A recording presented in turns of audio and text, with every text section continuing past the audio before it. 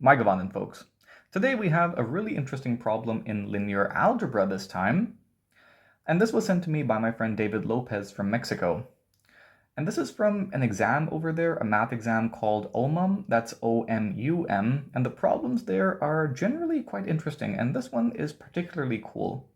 We are interested in two square matrices A and B such that A times B equals A plus B, A conjugate equals A, so that means we know that the entries of A are all real valued, and the eigenvalues of A are distinct. And we need to prove that there exists a polynomial P such that P of A equals B. And before we begin, huge shout out to my dear friend Man Stuck in a Box for providing a really cool take on the solution to this thing.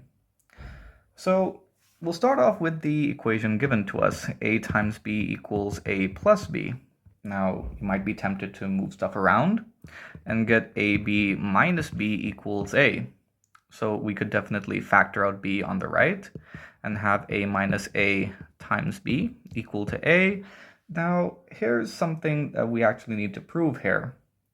We would definitely like that B here equals A minus I inverse times A, where we've multiplied the equation on the right by A minus I inverse.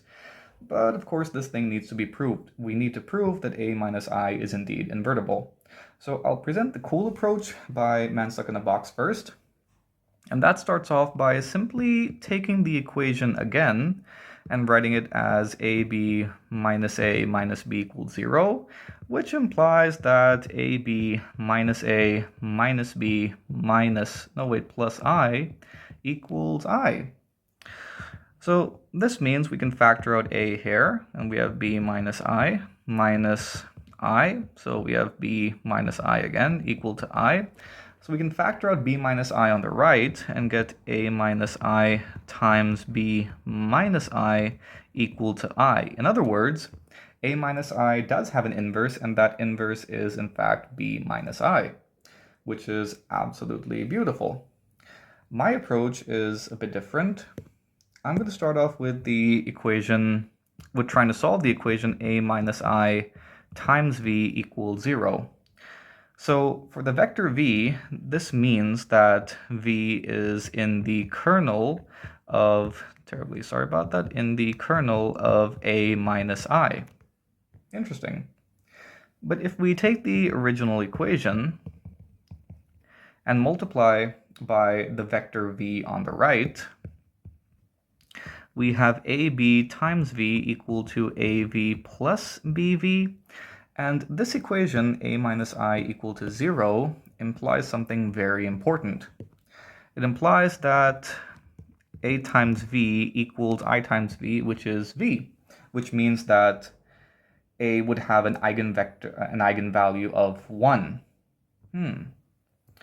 Okay, cool. So continuing with our equation, we have ABV equal to V plus BV, which implies that, again, A times BV minus BV equals V. So we can factor out B times V on the right, and we have A minus I times BV equal to V. In other words, we also see that V is in the image of A minus I. But wait. A has distinct eigenvalues, so A is diagonalizable. That is to say, A is similar to some diagonal matrix. We can write it as Q times D, some diagonal matrix D, that is, times Q inverse. But wait, if A is diagonalizable, and I itself is the diagonal matrix, that means A minus I is diagonalizable as well. So V is in the kernel and the image of a diagonalizable matrix, which implies that V should be none other than the 0 vector. So this implies that V here is 0, and the equation A minus I times V equal to 0 has only the trivial solution. And we've, in this same process, proved that A does not have 1 as an eigenvalue, which is going to come in handy quite a bit later. Now returning back to the now not so controversial equation, we have A minus I inverse times A, and A is of course similar to a diagonal matrix D, So I'll make use of this fact on the right-hand side. So we have q dq inverse minus I inverse times A. And I can be expanded very conveniently as q times q inverse.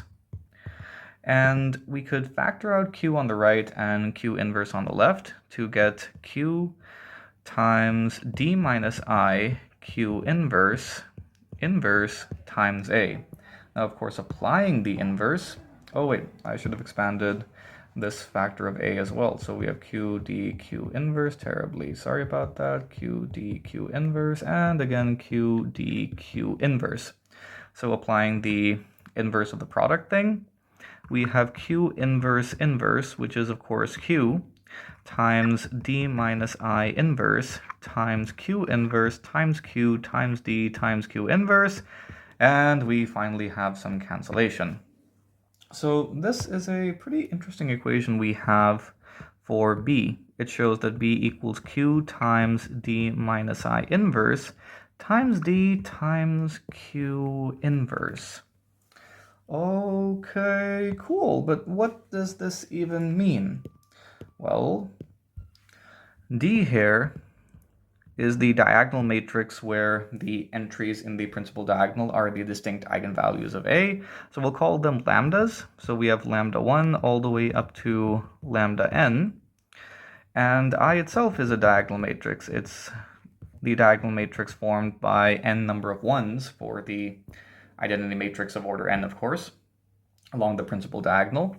So D minus I is just another diagonal matrix that is defined by diagonal matrix lambda 1 minus 1 all the way to lambda n minus 1. And the inverse of a diagonal matrix is really easy to calculate. All you have to do is take the multiplicative inverse of all elements along the diagonal. So this thing is the diagonal matrix 1 over lambda 1 minus 1 all the way to 1 over lambda n minus 1.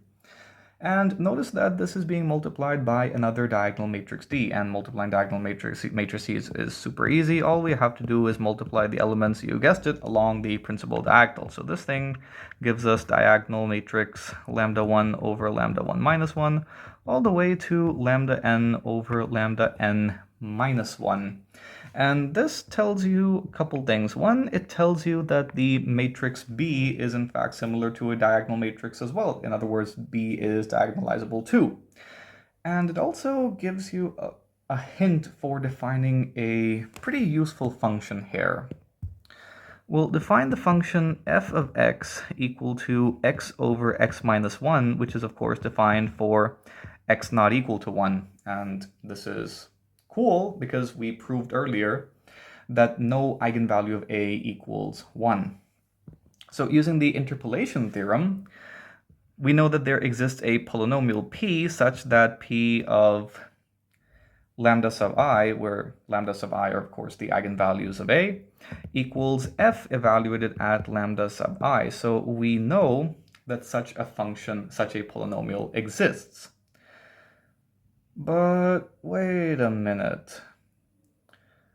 Looking at the form for f of x and looking at what we have up here, so all of this means that the matrix B equals q times p of the diagonal matrix D q inverse. This is valid because polynomials are analytic functions, and when you apply an analytic function to a diagonal matrix, you guessed it, you just apply the function to all entries in the principal diagonal, which is absolutely beautiful. Another good thing about polynomials being analytic is that we can write this as p of q d q inverse. For a little proof for analytic functions, you can visualize Laurent series expansions, which are in fact Taylor series expansions in this case because, well, analytic functions. Anyway, this is what we have found, but wait a minute, q times d times q inverse is awfully familiar. Oh yeah, that's the matrix A. So this implies that B does indeed equal some polynomial function of A, which is pretty damn cool. Thank you, David, for the problem. Thank you once again, Man Stuck in a Box. I hope you enjoyed the video. Be sure to like and subscribe. Thank you. See you next time.